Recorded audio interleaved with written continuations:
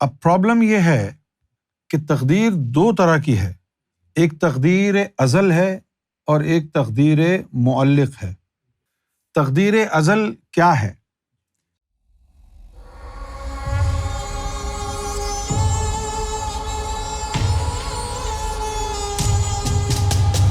تقدیر کا جو لفظ نکلا ہے وہ نکلا ہے قدر سے۔ قدر کا مطلب ہے پاور۔ تو آپ کی تقدیر میں کیا ہے سے مراد کیا ہے کہ what power has God given to you؟ ٹھیک ہے نا؟ There is a book of fate and God has written your book of fate۔ اب پرابلم یہ ہے کہ تقدیر دو طرح کی ہے، ایک تقدیر ازل ہے اور ایک تقدیر معلق ہے۔ تقدیر ازل کیا ہے کہ اللہ نے تیرے مقدر میں لکھ دیا کہ اس کی اولاد ہوگی۔ اب اس اولاد کو حاصل کرنے کے لیے تجھے وسیلہ بھی ڈھونڈنا ہوگا۔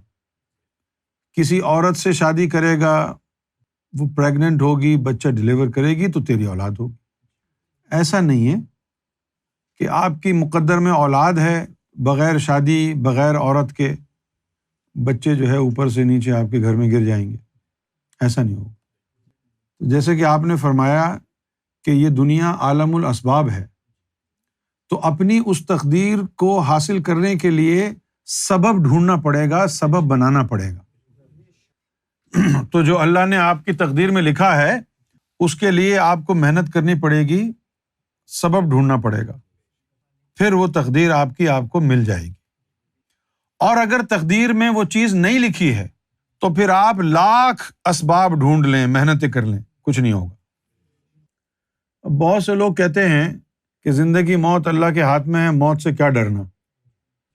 بالکل صحیح ہے، موت سے بالکل نہیں ڈرنا چاہیے، لیکن اللہ نے یہ کہا ہے کہ چلتی ہوئی ٹرین کے آگے کھڑے ہو جاؤ؟ یہ تو نہیں کہا نا۔ زندگی بھی اللہ کے ہاتھ میں ہے، موت بھی اللہ کے ہاتھ میں، تو پھر تو نے جو خودکشی کی ہے وہ کیسے ہو گئی؟ جب زندگی اور موت اللہ کے ہاتھ میں ہے تو تو نے اپنے اوپر موت طاری کیسے کی؟ تو ٹرین کے نیچے کیوں آیا؟ یہ ہے تقدیر معلق کہ تو ان چیزوں سے بچتا رہے، تو ان چیزوں سے بچتا رہے گا تو تب موت آئے گی جب اللہ نے لکھی ہے۔ اور اگر تو خطرے پہ چلے گا and you expose yourself to dangers of life, then obviously you'll lose it۔ یہی وجہ ہے کہ قتل کرنا جرم ہے، خودکشی کرنا جرم ہے۔ کیوں جرم ہے؟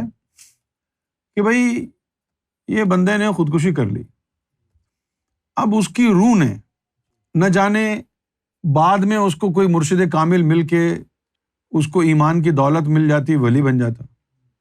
کیونکہ زندگی اچانک ایسی چینج ہوتی ہے کہ ہم پریشان بھی ہو جاتے ہیں کہ یہ اچانک کیا ماجرا ہو گیا۔ جیسے سرکار کا ملنا کبھی سوچا بھی نہیں تھا نا۔ تو خودکشی حرام اس لیے ہے کہ نہ جانے بعد میں کیا کیا اللہ نے اس کے مقدر میں لکھا تھا، پلان بنایا تھا، تو اس نے اللہ کے اس پلان کو ایکسیکیوٹ نہیں ہونے دیا، لہذا سزا کے طور پر وہ جہنم میں جائے گا۔ جس طرح شفا اللہ کے ہاتھ میں ہے، لیکن اس کا سبب دوائی ہے۔ اگر آپ دوائی نہیں کھائیں گے تو شفا کیسے ہوگی؟ اللہ نے شفا دوائی میں رکھی ہے نا۔ تو ایک تقدیر ازل ہوتی ہے، تقدیر ازل کو حاصل کرنے کے لیے سبب بنانا پڑتا ہے، محنت کرنی پڑتی ہے، تو وہ تقدیر اس کو حاصل ہو جاتی ہے۔ اور اگر تقدیر ازل میں نہ لکھا ہو تو آپ بھلے کتنی ہی کوششیں کرتے رہیں، وہ چیز کبھی بھی حاصل نہیں ہوگی جو تقدیر میں نہیں لکھی۔ محنت سے سبب کے ساتھ صرف وہ ملے گا جو تقدیر میں لکھا ہے۔ جیسے رزق آپ کی تقدیر میں لکھا ہے۔ میں آپ کو اس کی مثال دیتا ہوں کہ آپ کے اکاؤنٹ میں کئی ملین پاؤنڈز ہیں، لیکن آپ کا جو ATM کارڈ ہے اس کی لمٹ 250 پاؤنڈ پر ڈے ہے۔ اب آپ روزانہ 250 اس سے نکالتے ہیں، حالانکہ اس کے اندر ملینز آف پاؤنڈ پڑے ہوئے ہیں. تو آپ کی غلطی ہے یہ. آپ کو ایسے بینک کے ساتھ کارڈ بنانا چاہیے تھا جس میں کیش ودرال کی لمٹ زیادہ ہو. آپ کے ہی پیسے پڑے ہوئے ہیں لیکن آپ نکال نہیں سکتے. اسی طرح رزق ہے، اللہ تعالیٰ نے بے شمار رزق آپ کے مقدر میں لکھا ہے، لیکن آپ میکڈونلڈ خریدنے کے بجائے میکڈونلڈ پر کام کر رہے ہیں، تو تھوڑا تھوڑا ہی ملے گا نا. اور جو رزق آپ کے مقدر میں نہیں لکھا، کیا وہ آپ کو ملے گا؟ ہاں، مل جائے گا. اگر آپ ذاکر قلبی نہیں ہیں تو آپ اللہ کے ریڈار پر نہیں ہیں. اس کا لوٹا، اس کا لوٹا، اس کا مال مارا، اس کا مال مارا، اس لیے تو جرم ہے یہ، لوگوں کے مقدر کا مال مار رہے ہو. تو اس کے لیے اللہ نے کیا پروگرام بنایا ہے؟ تو جس کی مرضی آئے چوری کر لے، وہاں اللہ تیری تقدیر سے وہ رزق کاٹ دے گا جو تو نے چوری کیا تھا. اور جس کی چوری ہوئی ہے اللہ تعالیٰ اس کی تقدیر میں ڈال دے گا. اس لیے اگر کوئی تیری چوری ہو بھی گئی تو خیر ہے.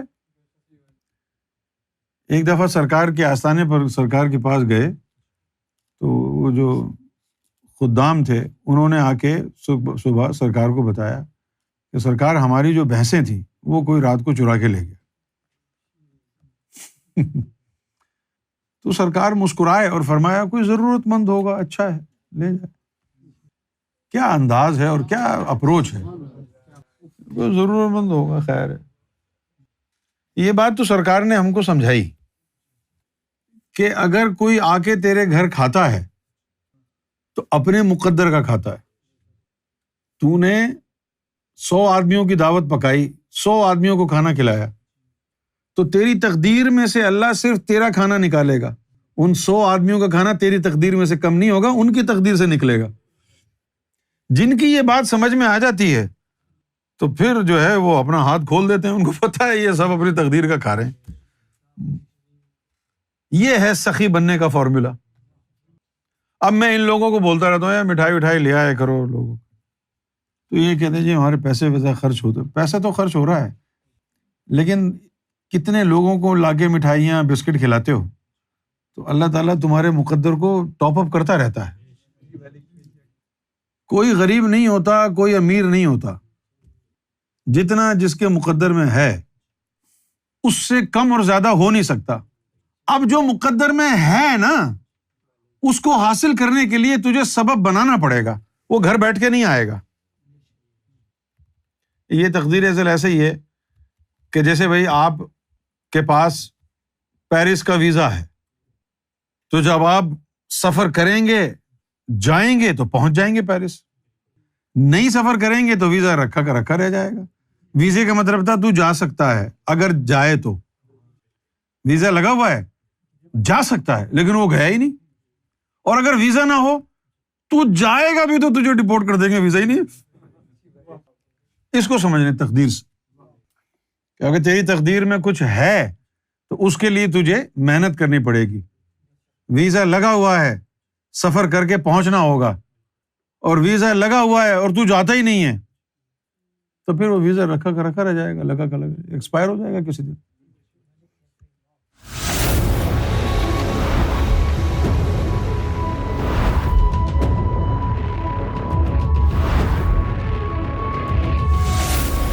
Amra TV, the place to connect with God.